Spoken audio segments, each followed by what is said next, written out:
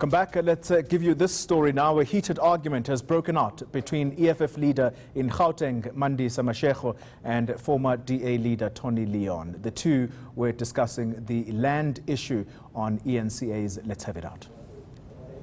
EFF has a permanent program called land occupation, and I really wish all of us could get with the program and understand it. And the reason we have that program is primarily because 79% of South Africa's land is currently in private hands.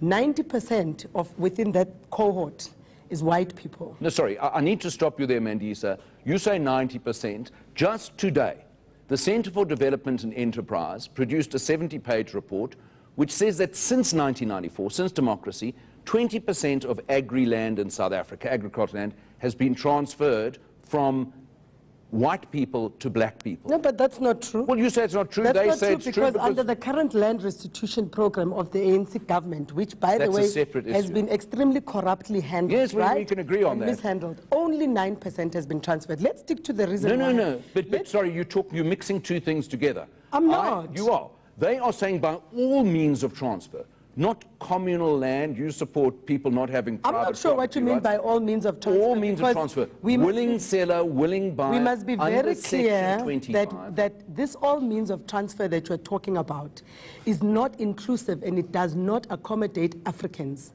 Africans can't afford to buy land in South Africa. But the state, and sorry, can we just talk about affording land? Can you explain to me how, in a country which has currently got a 2.7 trillion, not million, billion, trillion rand national debt, we are going to afford to simply take people's land away when we only have 106,000 taxpayers, all of whom I presume own property, because they're very rich, relatively speaking, to actually fund most of the taxes which are needed for government service? How does this add up in a country with 1% We must growth? not patronize our own people. Because if you keep on this neoliberal rhetoric about let's cut out the rhetoric and 106,000 taxpayers, and you forget that poor people are actually paying with their blood and sweat. Private. Every citizen pays tax. Let's deal with figures. Every citizen pays VAT. Every citizen bears the brunt of the current high fuel prices. Every citizen, especially the poor, are actually subsidizing your electricity bill. Well, you're a well-paid public representative, so I wouldn't talk about who's... It doesn't make a difference. A black person who's well-paid and a white person who are well-paid are definitely by any stretch of the imagination. Can we go back to the 106,000 people? Framework. 106,000. You cannot patronize the poor, the 40 million poor black people, and not call them taxpayers. I didn't say they were. No, but you've interrupted me. I said there were 106,000 Mr. Leon, taxpayers. you invited me here to talk to you. You didn't invite me here to watch you shout me down, and I'm not going to allow that. I'm not shouting down. You need to come back to the topic. I'm here to discuss land expropriation without compensation. I asked you a question. Yeah, so there are stay on the subject. 106,000 private citizens in South Africa who pay the bulk of the personal income taxes. I've no idea. Give me an example. Christo Visa, he's owing us 3 billion rand. Well, don't tell me about 106,000. There are 106,000 people who are actually not paying their tax. Most of the taxes, who pay most of the private taxes in this country. Like Christo Visa. Well, whether he pays tax or not, he says he pays his tax. Okay. But so the only time tax paying is important is when it's a person like Julius Malem. If it's Christo Visa and he's owing 3 billion. No, you are the one.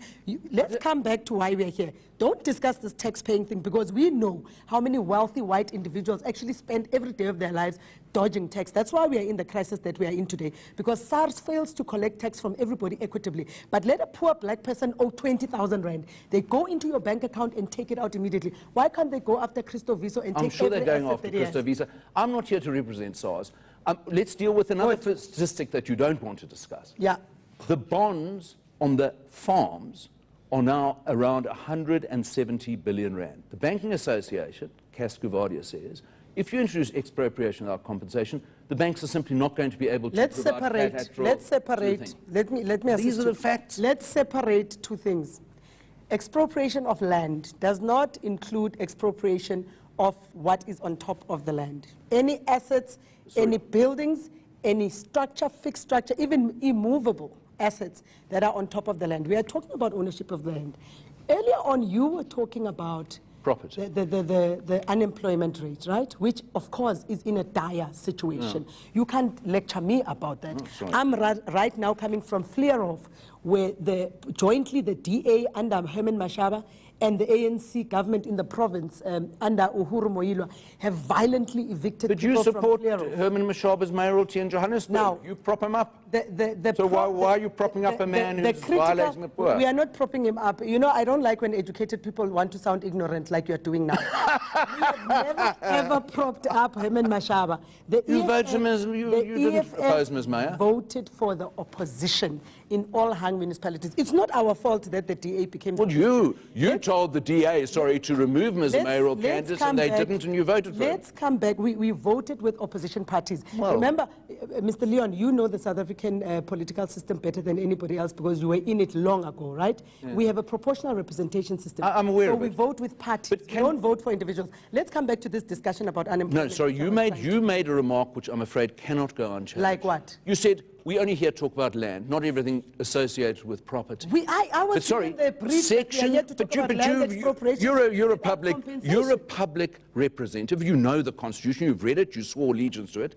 Section 25(4)(b) says property is not limited to land. In other words, once you allow... No, you haven't explained. I did. Once you remove expropriation once you remove the prevention of expropriation and compensation... land expropriation. So hang on. A house is not land. So no houses are going to be subject to expropriation without compensation? Of course they won't. No, but they won't be. Of course they won't. The land on top, beneath the house. So we are only talking... Okay, let's make it practical. We are in the studios of ENCA right now. Yeah. Everything that is here is built on top of land.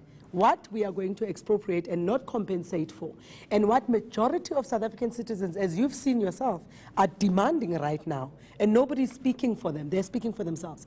What we are going to expropriate and not compensate, it's the land.